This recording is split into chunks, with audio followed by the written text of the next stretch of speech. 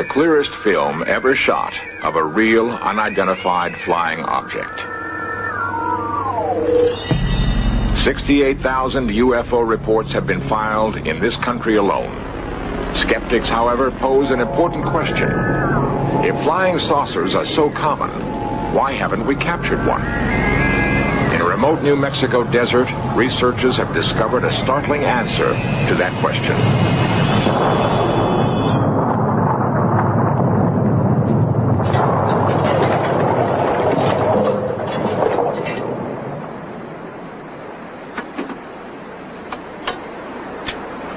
A persistent rumor holds that the United States government has recovered and is concealing fragments of alien spacecraft. Fragments and more.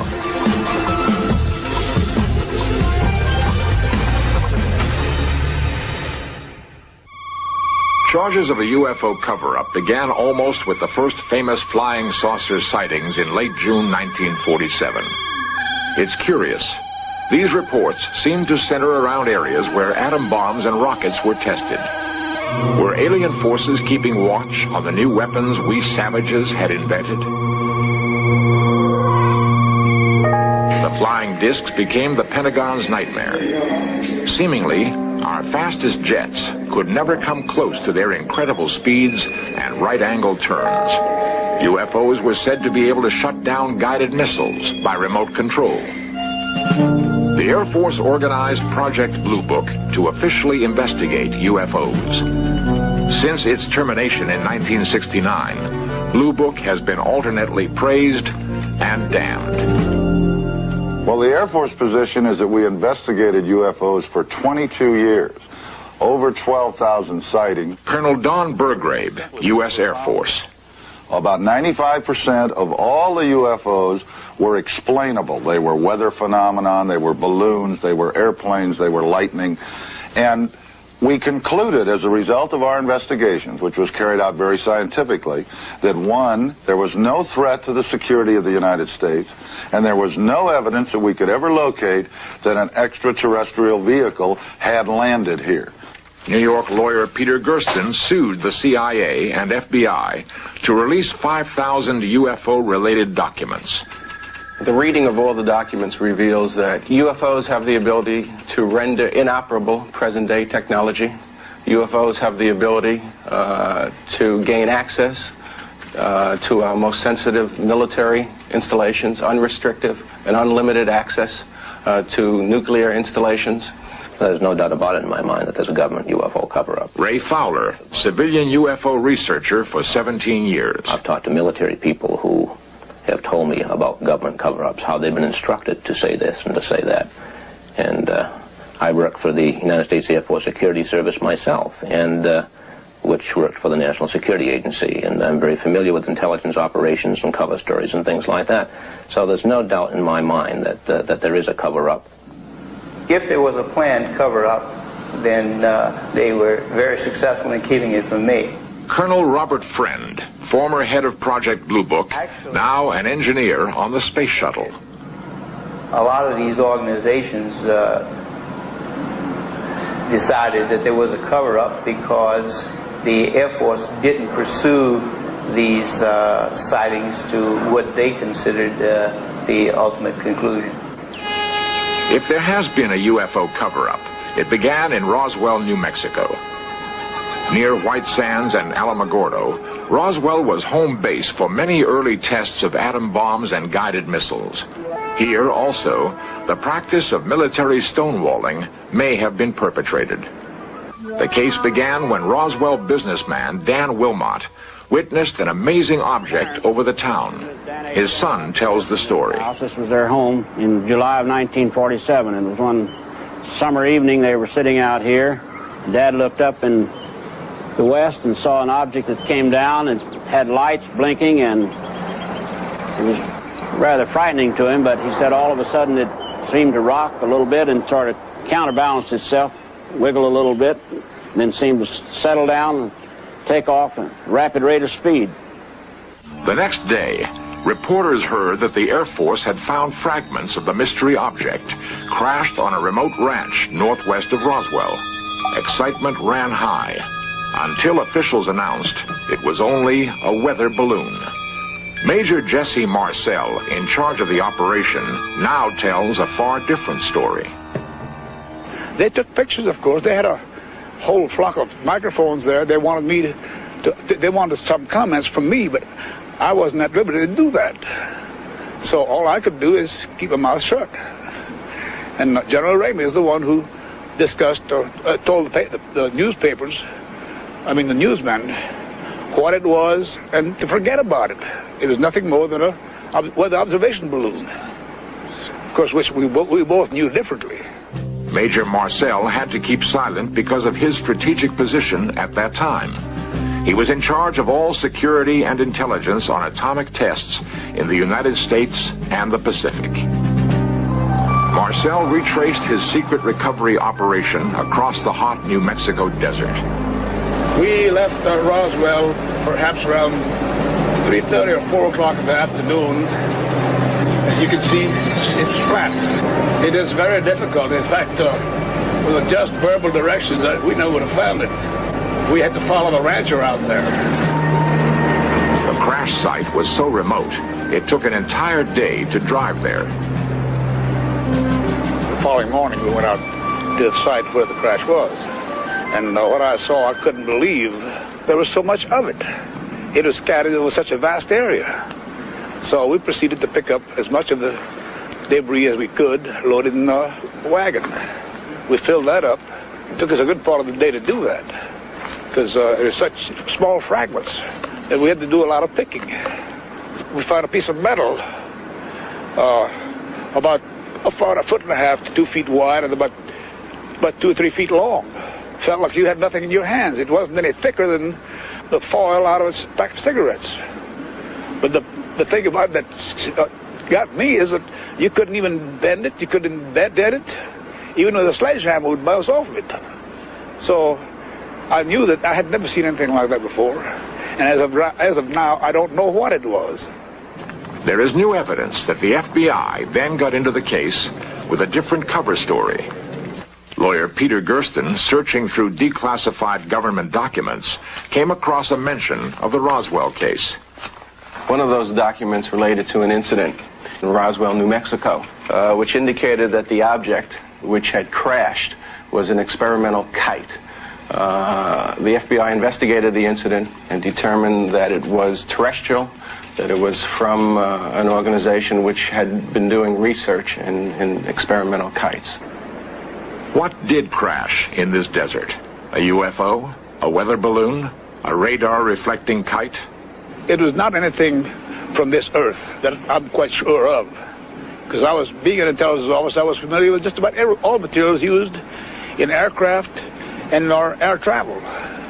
This was nothing like that. It could not be. It could not have been.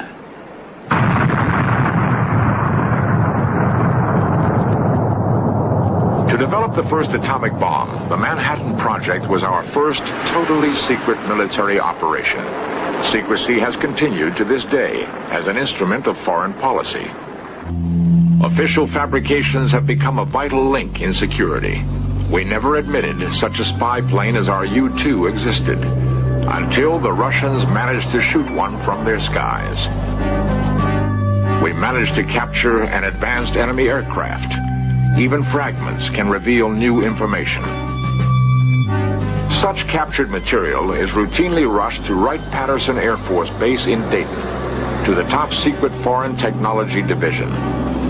This place is so classified that former Air Force General Senator Barry Goldwater was once denied entrance.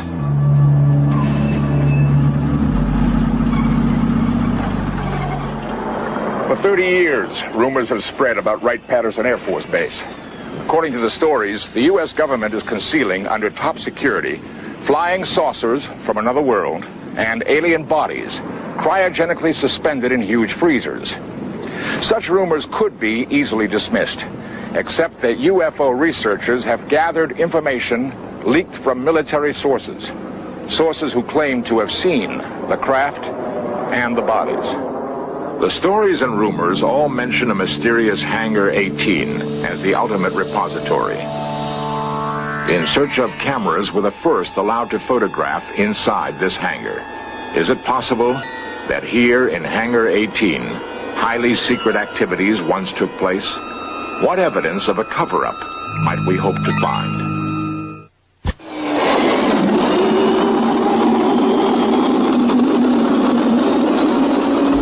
Wright-Patterson is one of the largest and most complex air bases in the world. In the Foreign Technology Division alone, hundreds of secret experiments have been undertaken. Continuing military security has made Hangar 18 a mysterious citadel.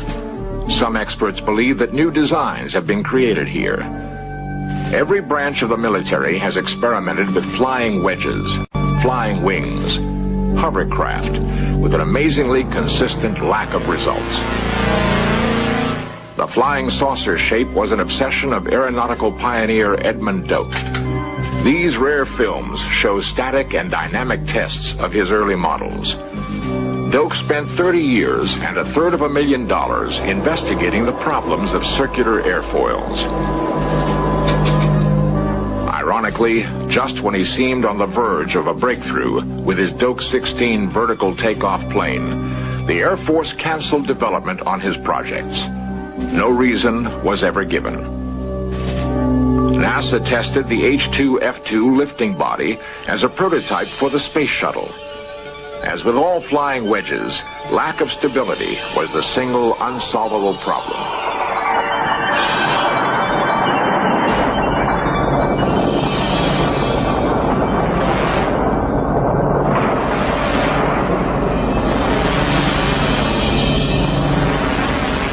Unable to confirm a single successful test of a manned flying saucer. Yet, the effort continues. Why? Does the government have some reason to pursue this quest? A reason they're keeping secret?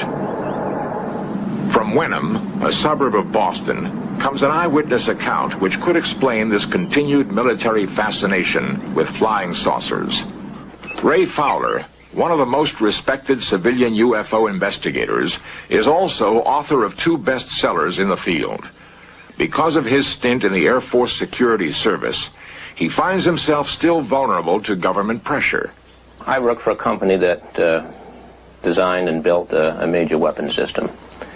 And because of connections within the company, because of connections with Dr. Jalen Hynek, who was an Air Force investigator for many years, I came across information that indicated that this major weapon system, as well as others, had been disrupted by UFOs. And I gave a story to a national newspaper, the Christian Science Monitor, which published this story.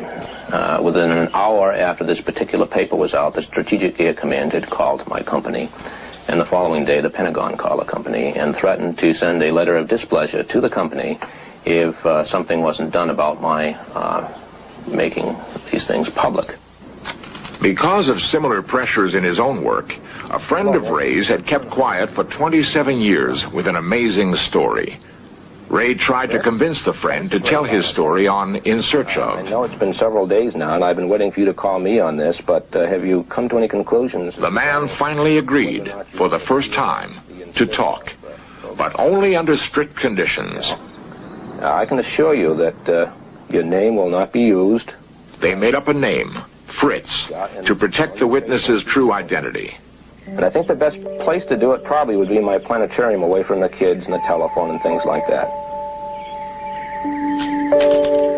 Waiting for his friend to arrive, Ray nervously fiddled with his telescopes. He remembered his extensive investigations into the man's reliability as a witness. In the case of Fritz, I started in 1973, went all the way back through the various companies he worked for, right back to Wright-Patterson Air Force Base, talked to people he worked with, and they all gave him a very clean bill of health, a reputable man, honest man, not the type that would fabricate a hoax, and a very efficient engineer-manager. As the man arrived, Ray recalled the years his friend had wavered about breaking an oath of secrecy. He recalled their long arguments about a greater public good. Would the years of patient persuasion at last pay off? As I understand it, Fritz, you were working for the United States Air Force. The story began late one night in 1953 at Frenchman's Flat, Nevada. The man had been working as a consultant on blast effects of atom bombs when he was suddenly ordered to report for a new mission. What happened after that? We were put on a bus, which the windows were all completely covered with curtains and, in some cases, black paper taped to the windows. And we're driven for 3 or 4 hours, and we're not sure just where we were going. Several of us tried to guess where we might have been. We, at that time, came to the conclusion it was in the area of Kingman, Arizona. After getting off the bus, as recreated here, the scientists were taken to an even more remote location. They had no idea exactly where they were or what they were about to see. We were told that we had been selected for various technical specialties. And I was told that I was to ask any questions that had to do with dynamic loads and nothing more, and I wouldn't get any answers to any other questions.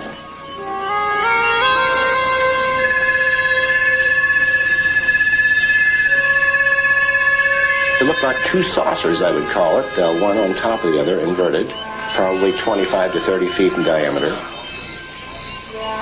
In terms of something known, what kind of metal would it look like? Well, it would look like a brushed aluminum. I'm sure it probably wasn't that. I say that because I noticed no scratch marks. And anything that would penetrate into the sand 20 inches that way would certainly have some scratch marks. No signs of buckling, fracture, or anything? Not that I could see. I accepted it was probably some United States government vehicle, a highly classified vehicle. In fact, we were told that that's what it was. Interestingly enough, one of the questions I needed to know was what the mass of the vehicle was. Well, I can tell a lot of things from the penetration into the desert sand and so forth, but I needed to know the mass. And they told me that they weren't going to let me know that. They perhaps didn't even know themselves. There was also a tent, which I didn't get to look into, but one fellow whom I did happen to talk with briefly until they told us to stop talking, said that he had seen two bodies inside this tent, two alien-looking bodies.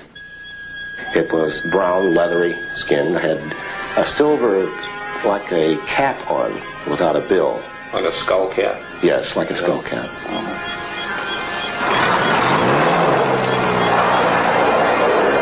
I realized what this really started to mean, but I also at the same time realized probably why the government was keeping it classified. There are a lot of things that could be changed by our culture or religions. There are a lot of things that could be affected by the release of information like that at that particular time. Like many other UFO stories, this also concludes with the recovered craft taken to Wright-Patterson Air Force Base. Cameras are normally prohibited there, but In Search Of was allowed to photograph certain declassified areas.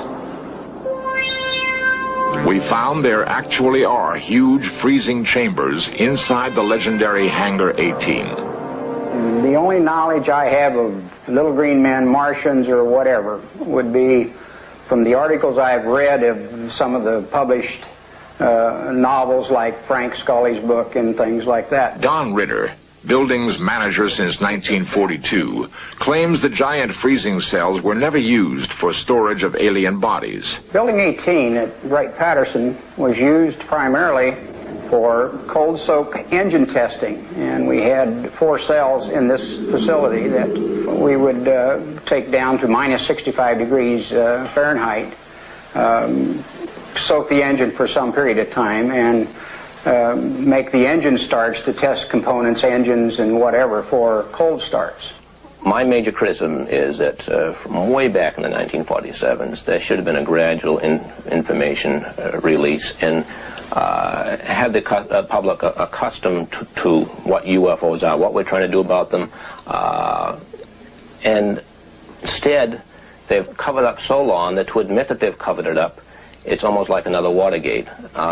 Plus the fact, I think they don't have the answers, and if they admitted even what they knew, people would want to know more answers. They don't have the answers to give them. I'm sure they don't have the answers to give them. Based on my own personal and professional experiences for the last 26 years of wearing this blue suit. And most of that I've been in the public affairs business, where I'm responsible for releasing information to the public. I can assure you on behalf of the Air Force that there's just no truth to that at all. Inside the freezing chambers of Hangar 18, we've examined one small clue in the mystery of the UFO cover-up. Whether it proves fact or fiction, this search for flying saucers has already profoundly influenced our perception of our place in the universe. Colonel Robert Friend, former head of Project Blue Book. I believe that speculation and a scientific approach to it can't live together. I would feel that there were, in lots of instances, cases that had potential scientific pay dirt that possibly should have been pursued further. And in that regard, yes, I think that some of the cases had a lot of promise. The Roswell case and the strange story of the man known as Fritz are two dramatic examples of close encounters of the fourth kind. Like the 68,000 reports on record of UFO sightings, they exist in a limbo, halfway between science and speculation. Coming up next, Pappy Boynton and his flyers used some captured enemy planes for a raid on a Japanese aircraft carrier in the Black Sheep Squadron. Then we've got modern marvels with the story of the battle between Tom Edison and Nikola Tesla over electricity systems and how Niagara Falls was harnessed to produce electricity. But stay tuned now for the Black Sheep Squadron here on the History Channel.